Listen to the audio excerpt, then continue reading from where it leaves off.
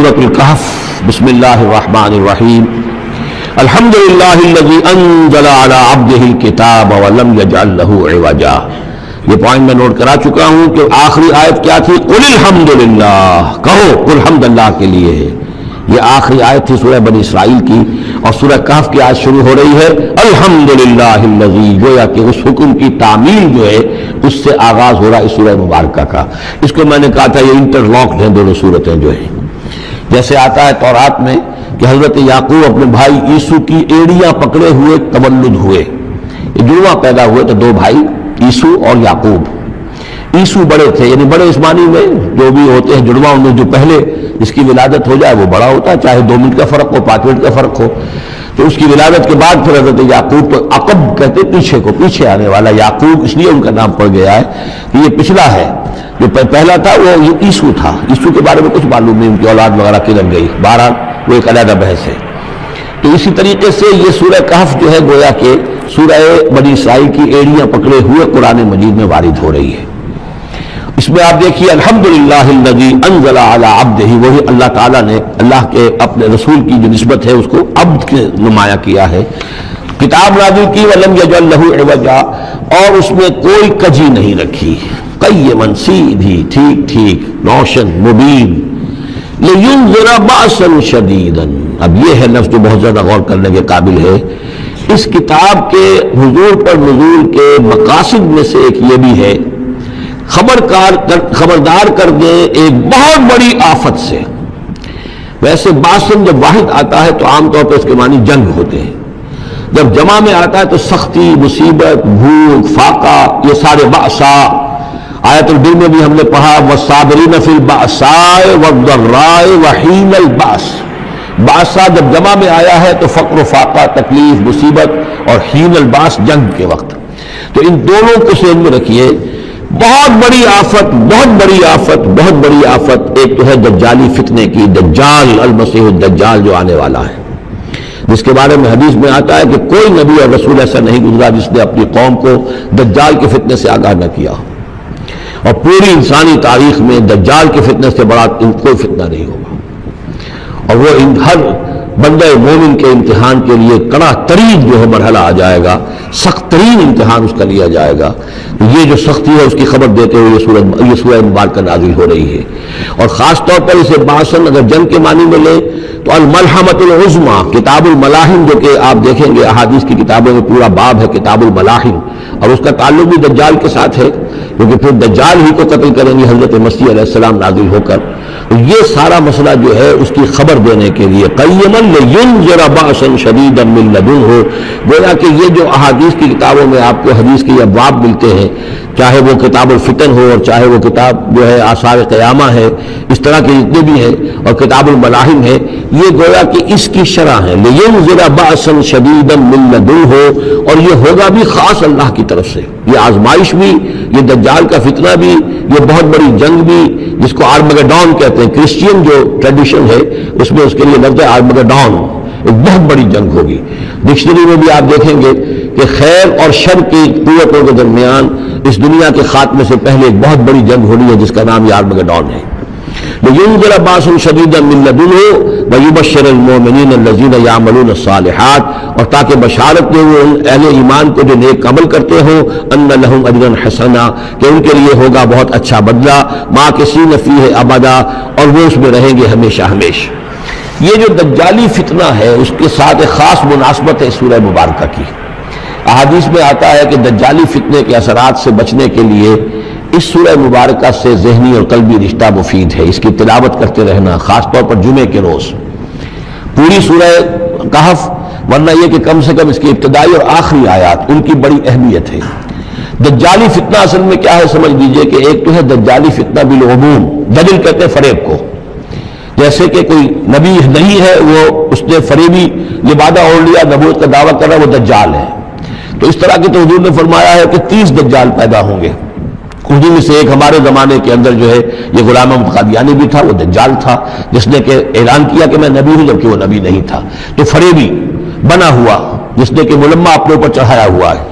اسی طریقے سے دجالی فتنہ یہ جو ہے اس پوری دنیا میں اس وقت جو فتنہ ہے وہ یہ ہے کہ مادہ پرستی کا اتنا غلبہ ہو چکا ہے ذہنوں کے اوپر، افکار کے اوپر، لوگوں کے نظریات کے اوپر، لوگوں کی اخلاق کے اوپر، لوگوں کے اقدار جو ہیں، ویلیوز جو ہے اس کے اوپر، کہ وہ آخرت کو بالکل بھول گئے، اللہ کو بھول گئے، اسباب کے اندر گم ہے، مسبب الاسباب سے ظہور ہو گیا، دنیا ہی دنیا ہے، آخرت کو بھولے ہوئے ہیں، مادہ ہی مادہ ہے، روح سے کوئی سروکار ہی نہیں۔ یہ ہے بالعموم جس کا نام دجالی فتنہ ہے کہ حقیقت کے اوپر پردہ پڑا ہوا ہے، آخرت پر دنیا کا پردہ پڑا ہوا ہے۔ یہ دنیا جو ہے در حقیقت کیا ہے؟ وَمَا الْحَيَاةُ الدُّنْيَا إِلَّا مَتَاعُ الْغُرُورِ، یہ دھوکے کا سامان ہے۔ اصل زندگی کو اس نے ڈھانپا ہوا ہے، ہم نے یہ سمجھ لیا کہ زندگی یہی ہے، اسی کے لیے بھاگ دوڑ، محنت، صبح و شام، اسی کے مستقبل کی فکر ہے، لیکن اصل زندگی اس کی کوئی فکر ہی نہیں ہے۔ باقی ایک دجال جو ہے جو آئے گا، وہ معاملہ احادیث کے اندر بھی بڑی طوالت کے ساتھ ہے، اور اس میں کافی پیچیدگیاں بھی ہیں، بعض چیزیں جو ہیں ایک دوسرے سے کچھ مختلف بھی ہیں، اس میں پھر اہل علم کو بہرحال مطابقت پیدا کرنی پڑتی ہے۔ میں نے جہاں تک اپنی کوشش کی ایک رائے تک میں پہنچا ہوں، لیکن ابھی میں اسے بیان نہیں کر رہا ہوں۔ بہرحال دجالی فتنے کی خبریں موجود ہیں بہت شدت کے ساتھ، اور اس صورت کا پڑھنا جو ہے اس میں بہت مفید ہے۔ اس صورت کے مضامین کا دجالی فتنہ بالعموم سے کیا تعلق ہے وہ تو اس ہم دورہ ترجمہ دوران کے اس کے دوران بھی آپ کو معلوم ہو جائے گا، لیکن اس کے جو خاص بڑے مباحث ہیں، خاص طور پر یہ کہ ایک ہمارے بہت بڑے عالم گزرے ہندوستان میں اس صدی کے آغاز میں، مولانا منابر حسن گیلانی، انہوں نے اس میں باقاعدہ کتاب لکھی ہے، آپ کو مل جائے گی بازار میں بھی، اصحاب کہف کے جو کا معاملہ سورہ کہف کے مباحث ہیں ان کے۔ میں نے اس کو اپنی ایک تقریر کے اندر کسی خطاب جمعہ میں سورہ کہف کے مضامین کا خلاصہ بیان کیا تھا، جس کا عنوان ہے دنیا کی حقیقت۔ ظاہر بات ہے تفاصیل زیادہ جو ہیں وہ میرے لیے ممکن نہیں ہے کہ اس دورہ ترجمہ کے دوران بیان کر سکوں۔ وَيُنذِرَ الَّذِينَ قَالُوا اتَّخَذَ اللَّهُ وَلَدًا، اور خبردار کر دے ان لوگوں کو جنہوں نے کہا کہ اللہ نے بیٹا بنایا۔ یہ ساری دجالیت جو ہے اس کی جڑ کیا ہے؟ مسیحیت، جو موجودہ مسیحیت ہے، جو حقیقت میں مسیحیت نہیں ہے، پالزم ہے، جس کی بنیاد تثلیث پر ہے کہ اللہ کا بیٹا بنا دیا حضرت مسیح علیہ السلام کو، اور انہیں کفارہ بنا دیا تمام جو بھی مان لے ان کو ان کے گناہوں کا، پیش کی معافی ہے ان کے گناہوں کی جو حضرت مسیح پر ایمان لے آئے، اور نمبر 3 شریعت ساقط کر دی، اور نمبر 4 سارا اختیار جو ہے وہ پوپ کے ہاتھ میں دے دیا گیا کہ تم جو چاہو جس چیز کو چاہو حلال کرو، جس چیز کو چاہو حرام کر دو۔ ان چیزوں نے مل کر نفس مذہب کو اس قدر قابل نفرت شے بنا دیا کہ یورپ کے عوام کے اندر مذہب کے خلاف شدید نفرت پیدا ہو گئی۔ چنانچہ اس کے بعد جب مسلمانوں کے زیر اثر وہاں پر علم پھیلا ہے، ہسپانیہ کی یونیورسٹیوں سے علوم اور فنون جو ہیں، یہ فرانس اور اٹلی اور جرمنی کے نوجوان آتے تھے اور وہاں آ کر وہ قرطبہ اور غرناطہ اور طریقہ کی یونیورسٹیوں سے پڑھ کر جاتے تھے، تو ان کے زیر اثر جو ایک ریفارمیشن شروع ہوئی، اصلاح مذہب، اور ایک رینائسنس، تحریک احیاء العلوم، وہ جو اصل تو تحریک تھی اس بات کی کہ انسان علم کی طرف دوبارہ رجوع کرے، لیکن یہ کہ وہ علم جب آگے بڑھا ہے تو وہاں پہ عیسائیت کے خلاف جو رد عمل تھا اس کی وجہ سے اس میں مذہب کی دشمنی جو ہے اس تحریک کے اندر خود بخود شامل ہو گئی۔ تو مذہب سے بیزاری، روحانیت کا انکار، آخرت سے بالکل بے پرواہی اور اس کا بھی انکار، اور خدا ہے یا نہیں ہے اس سے کوئی سروکار نہیں، یہ جو اس تہذیب کے اصل میں اثرات بنے ہیں سارے، یہ اسی غلطیوں کا یہ اثرات ہیں، نتائج ہیں کہ جو عیسائی مذہب کے اندر جو یہ تحریفات کر کے جو غلطیاں کی گئی ہیں، اس کو یہاں کہا گیا ہے کہ ان لوگوں نے کہ جنہوں نے یہ عقیدہ ایجاد کیا، ما لہم بہ من علم، ان کے پاس اس کے لیے کوئی علمی سند نہیں ہے، ولا لآبائہم، نہ ان کے آباء و اجداد کے پاس کوئی سند تھی، کبرت کلمۃ تخرج من افواہہم، بہت بڑی بات ہے جو ان کے منہ سے نکل رہی ہے، بہت بڑی گستاخی ہے جو یہ اللہ تعالیٰ کی شان میں کر رہے ہیں، ان یقولون الا کذبا، یہ نہیں کہہ رہے مگر جھوٹ، سراسر سیدھا سفید جھوٹ بول رہے ہیں، فلعلک باخع نفسک علی آثارہم، تو اے نبی شاید کہ آپ اپنے آپ کو ہلاک کر لیں گے ان کے جو اثرات پڑنے والے ہیں، عیسائیت کے اس غلط عقیدے کے جو نتائج برآمد ہوئے ہیں، جب یہ نتائج ظاہر ہوں گے تو اتنے سنگین ہوں گے، فلعلک باخع نفسک، کہ ان کے احساس سے اور ان کے ادراک سے شاید کہ آپ اپنے صدمے سے اپنے آپ کو ہلاک کر لیں، ان لم یؤمنوا بہذا الحدیث اسفا، اگر یہ لوگ اس حدیث پر، اس قرآن پر، یہ بات جو بتائی جا رہی ہے اس پر ایمان نہ لائے، اس پر ایمان نہ لائے، اپنے غلط عقیدے پر قائم رہے، اس غلط مذہب کو انہوں نے برقرار رکھا تو اس کا جو رد عمل ہوگا نوع انسانی پر، اور اس سے تاریخ انسانی اور انسانی ثقافت جس غلط رخ پر پڑے گی، جو دجالیت کا فتنہ اسے جنم لے گا، ان تمام چیزوں کے اثرات سے شاید آپ کو اتنا صدمہ ہو کہ فَلَعَلَّكَ بَاخِعٌ نَفْسَكَ عَلَىٰ آثَارِهِمْ إِن لَّمْ يُؤْمِنُوا بِهَٰذَا الْحَدِيثِ أَسَفًا إِنَّا جَعَلْنَا مَا عَلَى الْأَرْضِ زِينَةً لَّهَا، ہم نے زمین کے اوپر جو کچھ ہے اسے اس کا گہنا بنا دیا ہے، بناؤ سنگھار بنا دیا ہے، زینت بنا دیا ہے۔ یہ آپ نوٹ کر لیجئے، لفظ زینت اور زمین میں اس کی زیبائش اور آرائش یہ اس سورہ مبارکہ کا عمود ہے، یعنی اس کو اتنا کھبا دیا ہے نگاہوں میں اللہ نے کہ آخرت سے خود بخود انسان غافل ہو جاتا ہے۔ یہ پردہ پڑ گیا ہے، چمک دمک ہے، یہ کاریں ہیں، یہ بلڈنگیں ہیں، یہ کوٹھیاں ہیں، یہ عالیشان عمارتیں ہیں، یہ کیا کچھ اس کی جو یوں سمجھیے پومپ اینڈ شو جو ہے اس وقت دنیا کا، اور ظاہر بات ہے امریکہ میں جا کر دیکھیے تو جو کچھ یہاں دیکھ رہے ہیں اس سے 10 گنا 100 گنا 1000 گنا آپ کو نظر آئے گا، عقلیں دنگ ہو جاتی ہیں۔ نتیجہ کیا نکلتا ہے کہ انسان یہ سمجھتا ہے کہ اصل شے یہی مادہ ہی ہے، اصل ہدایت پہ یہی لوگ ہیں، یہی لوگ ہیں صحیح معنی میں کہ جنہوں نے واقعتاً علم حاصل کیا ہے، لہذا ان کی غلط تہذیب، ان کا غلط تمدن، ان کے تمام غلط ثقافت کے معاملات کی بھی ہم اسی طریقے سے پیروی کر رہے ہیں۔ یہ سارا مسئلہ جو ہے وہ اس لیے ہے کہ یہ چمک دمک دنیا کی زیبائش اور آرائش اس سے ہم متاثر ہیں۔ انا جعلنا ما علی الارض زینۃ اللہ، جو کچھ زمین کے اوپر ہے اسے ہم نے اس کے لیے بناؤ سنگھار بنا دیا، لنبلوہم، تاکہ ہم آزمائیں ان کو، ایہم احسن عملا، کون ہے ان میں سے اچھے عمل کرنے والا۔ یعنی اب یوں دیکھیے وہ شعر جو ایک ہے، اگرچہ ذرا تھوڑا سا شان باری تعالیٰ کے اعتبار سے تو شاید اتنا مناسب نہ ہو، لیکن یہ کہ مفہوم کو ادا کرتا ہے کہ رخ روشن کے آگے شمع رکھ کر وہ یہ کہتے ہیں ادھر آتا ہے دیکھے یا ادھر پروانہ جاتا ہے۔ ایک طرف ذات باری تعالیٰ ہے اور ایک طرف یہ دنیا ہے، اس کی چمک دمک ہے۔ اب یہ پروانہ جو ہے یہ انسان، اس کا امتحان ہے، آیا یہ اللہ اور آخرت کی طرف جا رہا ہے یا دنیا کی طرف اور دنیا کی زیبائش اور آرائش کی طرف جا رہا ہے۔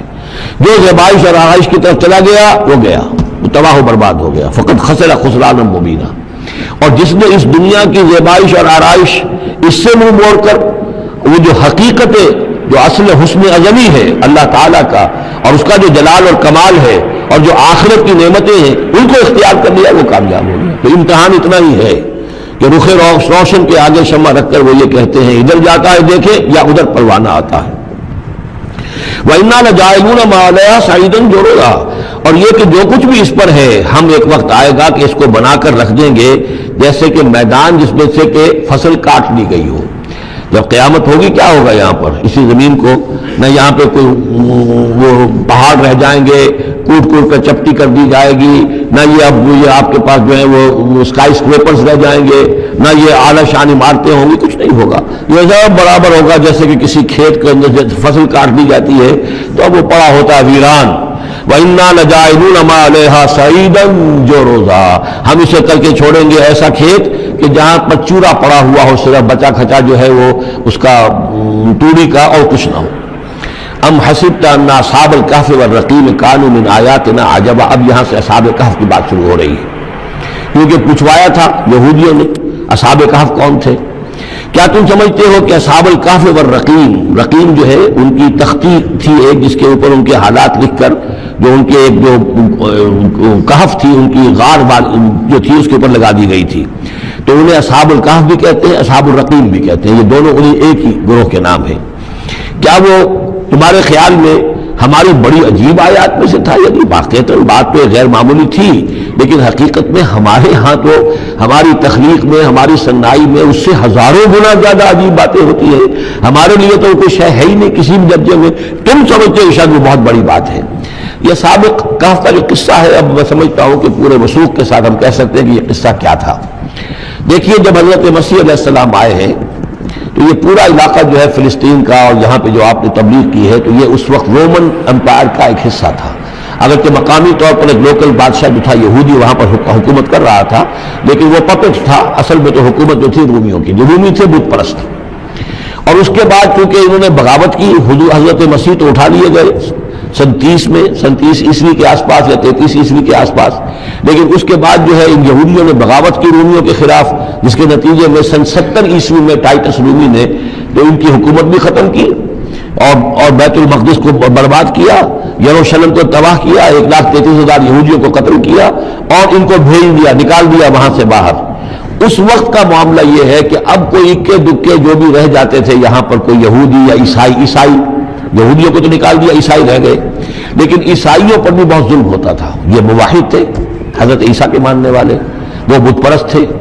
تو اس زمانے میں کہیں بادشاہ کوئی تھا، ڈیسیس یا دقیانوس جس کو کہتے ہیں، اس کے زمانے میں کچھ جو عیسائی تھے حضرت عیسیٰ پر ایمان رکھنے، آج کے عیسائیوں پر قیاس نہ کیجیے، جو نصارہ تھے حضرت عیسیٰ کو ماننے والے جو موحدین تھے،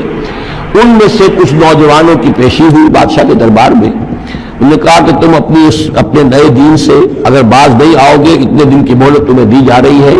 تو تمہیں سولی چڑھا دیا جائے گا، بس مہلت دی جا رہی ہے، جاؤ غور کر لو، سوچ لو۔ ان لوگوں نے آ کر سوچا کہ اب نہ تو ہمارے لیے یہ ممکن ہے کہ ہم مقابلہ کر سکیں، چلو کسی غار میں چھپ جاتے ہیں، دیکھیں اللہ تعالیٰ کیا کرتا ہے ہمارے لیے۔ وہ ایک غار میں جا کر چھپ گئے، اور غار میں جا کر چھپے ہیں تو اللہ نے انہیں وہاں پر سلا دیا، موت تاری نہیں کہ سلا دیا۔ اللہ کروٹ بھی بدلواتا رہا، ان کے لیے سارا کچھ بندوبست کیا، اللہ کی قدرت میں تھا۔ حضرت عزیر کو 100 برس کے لیے مار دیا تھا، موت کے بعد ان کو دوبارہ زندہ کر دیا۔ لیکن یہ کہ ان کا معاملہ یہ ہے کہ ان کو وہاں پر جو ہے تقریباً 300 برس یہ وہاں پر پڑے رہے اس غار کے اندر۔ غار کی شکل کچھ خاص ایسی تھی کہ ادھر آنا جانا لوگوں کا تھا ہی نہیں، اور یہ ہے جو موجودہ ترکی کے علاقے میں شہر ایفیسس ہے، اس کے آس پاس ہیں اس طرح کے غار، جیسے اجنتا کے غار ہندوستان کے مشہور ہیں، ایسے ہی وہاں بھی غاروں کا سلسلہ ہے، اور ہیں بھی وہ ایسے کہ ان کے دہانے جو ہے وہ ہے شمال کی جانب، تو دھوپ ان میں براہ راست نہیں جاتی، صرف یہ کہ ریفلیکٹڈ لائٹ تو آتی ہے لیکن یہ کہ براہ راست دھوپ نہیں جاتی، تو ایک طرح کا اندھیرا سا اس کے اندر ٹوائی لائٹ جسے آپ کہہ لیں وہ رہتا ہے سارا دن۔ وہاں پر یہ 300 برس تک سوتے رہے۔ اس 300 برس کے عرصے میں یہ ہوا کہ رومن امپائر جو ہے اس نے خود عیسائیت اختیار کر لی۔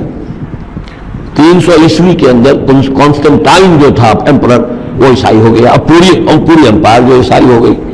اب اس کے زمانے میں اس کے بعد تھیوڈوسیس ہے ایک، 446 عیسوی میں یہ تھا، اس کے زمانے میں اللہ تعالیٰ نے ان لوگوں کو جگایا 300 برس کے بعد۔ اب یہ سمجھ رہے ہیں کہ وہی زمانہ ہے، وہی کفار کی حکومت ہے، وہی مشرکین ہے۔ اب انہوں نے ڈرتے ڈرتے اپنے کسی ایک آدمی سے کہا بھائی جاؤ یہ لے کے سکہ لے کر جاؤ چاندی کا، اور کچھ نہ کچھ کھانے پینے کے لیے لے کر آؤ، دیکھنا لیکن اس طرح ہو کہ ہمارا پتہ نہ چل جائے کہ ہم یہاں چھپے ہوئے ہیں۔ وہاں جو گئے انہوں نے وہ سکہ جو پیش کیا، اور کہا یہ سکہ تمہارے پاس کہاں سے آیا؟ یہ تو بہت پرانا سکہ ہے، تو 400 سال پرانا، 300 سال پرانا سکہ کہاں سے لے آئے تمہیں کوئی خزانہ ملا ہے؟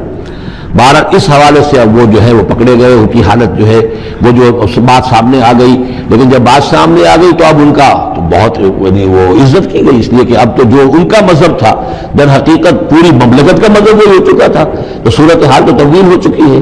پھر یہ کہ اس کے بعد تفصیل معلوم نہیں ہے کہ غالباً وہ جا کر اپنے اسی غار میں وہ سو گئے ہیں، یا دوبارہ اللہ نے ان پر وہیں پر بہت تاریخ کر دی ہے، اس کا دروازہ بند کر کے اور اس پر ایک تختی لگا دی گئی ہے۔ یہ اصحاب کہف ہے۔ گبن کی جو ہے decline and fall of Roman empire, اس میں بھی یہ 7 سلیپرز، 7 سونے والے، ان کی کہانی موجود ہے۔ یہ چیز جو ہے گویا کہ رومن لٹریچر کے اندر موجود تھی، اس کا جو ذکر موجود تھا، اور قرآن مجید میں یہ امتحاناً سوال کیا گیا حضور سے، تو اس کا جواب دیا گیا۔ تو یہ 300 برس تک کچھ لوگوں کو سلا دینا، یہ اللہ تعالیٰ کے نزدیک تو کوئی بڑی بات نہیں ہے، تمہارے نزدیک۔ ام حسبت ان اصحاب الکہف والرقیم کانوا من آیاتنا عجبا اذ ابى الفتية الى الكهف، جبکہ وہ نوجوان آئے اپنے اس غار میں، فقالوا، انہوں نے کہا ربنا آتنا من لدنک رحمتا، پروردگار اب خاص اپنے خزانہ فضل سے ہمارے لیے رحمت کا بندوبست فرما، وہیئ لنا من امرنا رشدا، اور ہمارے لیے ہمارے معاملے کے اندر جو ہے وہ کوئی عافیت کا بندوبست فرما۔ فضربنا علی آذانہم، تو ہم نے تھپکی دے دی ان کے کانوں پر، فی الکہف سنین عددا، اسی وہ غار کے اندر جو ہے وہ سوتے رہے کئی سال۔ ابھی یہاں اس بات کو نہیں چھیڑا کتنے سال، سنین عددا، متعدد سال وہ سوتے رہے۔ ثم بعثناہم، پھر ہم نے انہیں اٹھایا، لنعلم ای الحزبین احصیٰ لما لبثوا امدا، تاکہ ہم دیکھیں کہ 2 گروہوں میں سے کس کو صحیح معلوم ہے کہ کتنے عرصے وہ وہاں رہے تھے۔ اس کا ذکر آگے آ جائے گا۔